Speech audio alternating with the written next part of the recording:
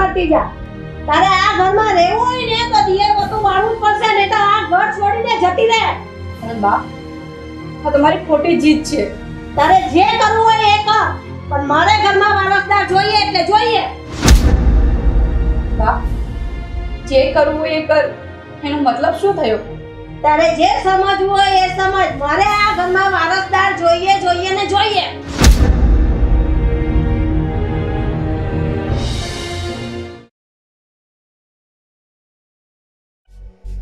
મમતા, તારી ભાભી રાહુલ તો લગ્ન કરવા માટે તૈયાર થઈ કે નહીં?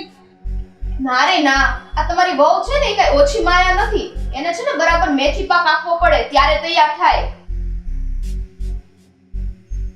ક્યાં જઈલા? આ લબાચા ભરીને બા હવે હું અહીંયા રહેવા નથી માંગતી. હું આ ઘર છોડીને મારા બાપુના ઘરે જાઉં છું.